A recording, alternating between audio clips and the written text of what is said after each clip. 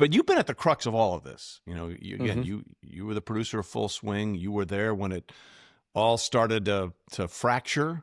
You were there. Your cameras were rolling with Rory when the news came of the peace accord, for lack of a better term, which Yep. never came to fruition. And you've been there as you've sort of watched Liv begin to unravel. What's been your biggest takeaway from sort of being in the room where it happened, to quote Hamilton, when all of this was going on and golf just sort of exploded? Yeah, I think that, certainly Full Swing was a big winner in that first season as the world of golf, fractured, which, had never really happened before in the history of this sport. There is precedent in other sports. Obviously, there was rival leagues in the NBA and rival leagues to the NFL, and ultimately that made those leagues stronger at the end of the day. The NFL and NBA both prevailed. Obviously, the MLB, combining the two leagues, but being in an individual sport, you don't have this infrastructure around you in the same way. And so being in the room in that first year, I'll never forget the first time we ever heard about it was at the Genesis in the media center at Riviera. I think it was Tuesday. I was sitting in the media center, which is one of the nicer media centers, by the way, in the PGA Tour. It's in a big ballroom at the Riviera Country Club's, clubhouse. And all of a sudden the Alan Shipnuck tweet goes out with the quotes from Phil Mickelson that he had in his book. And it kind of blew the whole thing open. And as I said before, the PGA Tour is a bit like high school. There's some cliques, there's some camaraderie, there's a sense of we've all worked our entire lives to get to this place. And overnight, the locker room became fractured in a very, very compelling way from a storytelling perspective, because you had guys that would go publicly say, I'm sticking around, I'm staying with the PGA Tour, and their peers knew they were having these conversations with Liv. And so that created this dynamic of who's staying, who's going, who can I trust, and in the middle of a highly competitive, high stress pro golf season. So it was fascinating to watch unfold.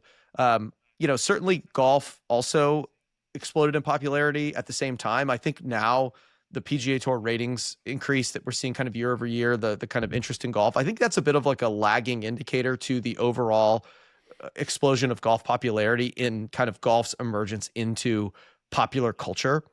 And, I think the reasoning for that is actually kind of completely separate from pro golf. I mean, one, we had a, worldwide lockdown that meant people were working from home and they had a lot more free time. Golf was something that people could do outside safely during COVID. I think you had a lot of people pick up the clubs either for the first time or dust them off and get out there and start playing golf. It wasn't just, normal people doing that. It was every celebrity and athlete who was stuck in a bubble with nothing else to do. What were they doing? They were playing golf. And all of a sudden you had this sport that was, that had this perception of being kind of an old white guy thing or just an old, boring, stodgy thing. All of a sudden, like every NBA player was playing golf. Every single, rappers were playing golf. Country musicians were playing golf. Celebrities have always played golf. You had Michael Jordan, Charles Barkley, they've loved golf. But now it was kind of omnipresent. And you'd open up Instagram if you were 15 years old and you'd see your favorite sports superstars from other sports who were grinding over their golf games.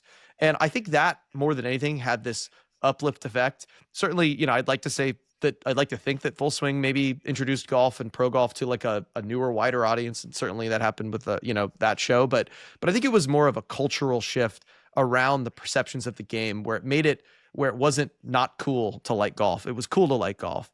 And I think that the PGA Tour and the majors are now seeing the kind of rising tide of interest going from, which you'd kind of expect if you were going on your golf journey, you start it in 2020 or 2021, you get a little better at the game. Now you're starting to look at pro golf a little more. And of course, hey, we're going to check in and see what's going on. So, golf's become a part of the fabric of the cultural consciousness.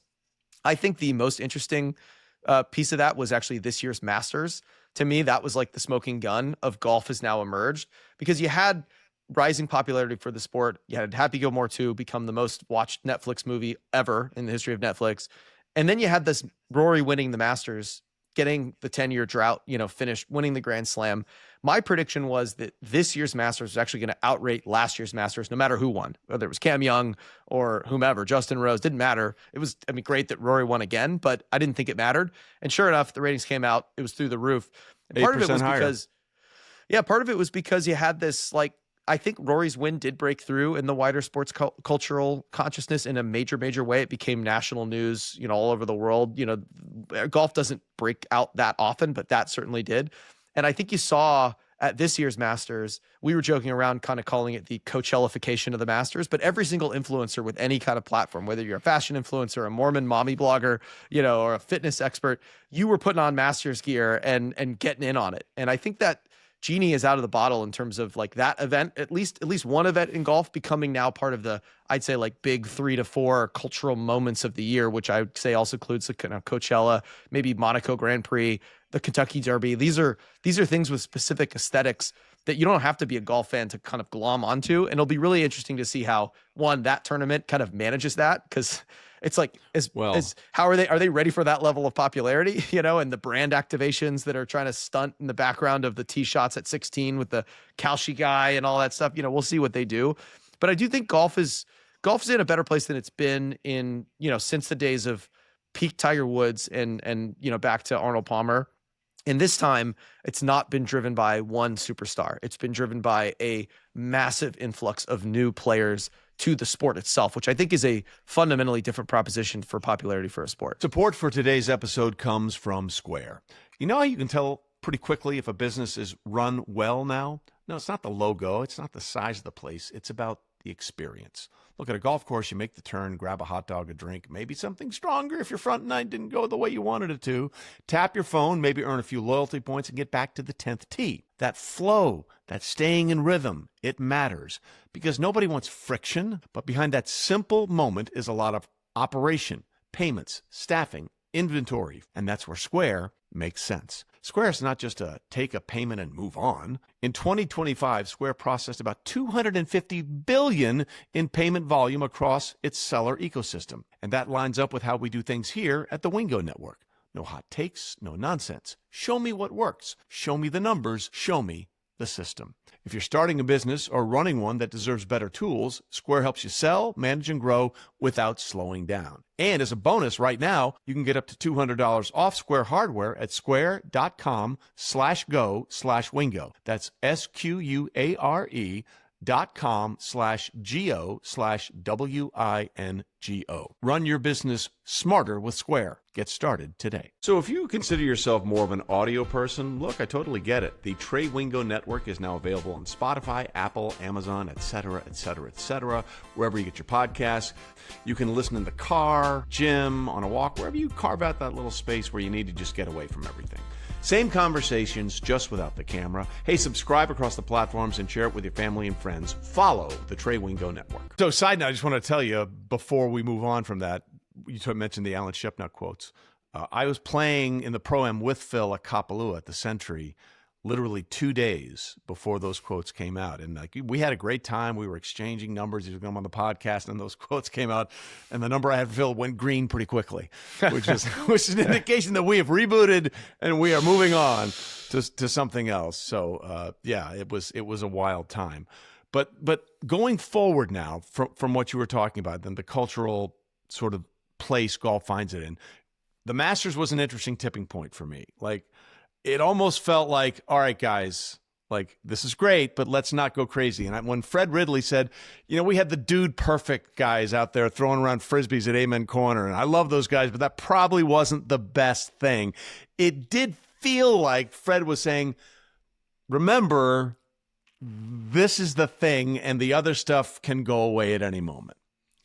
Yeah, look, I think the Masters week this year in particular, fell victim to the algorithm in the way that, some of these events always do. And I think that it's such a big event and there was such interest around it from the last year's, Rory McIlroy Grand Slam win.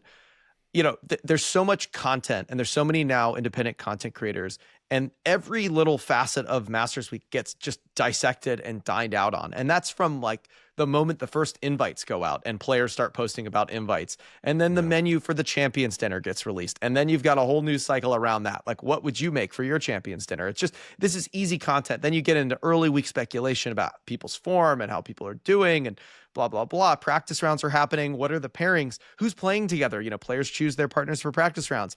Can we get content out of that? Oh, it's interesting who's playing with who. That all kind of gets going.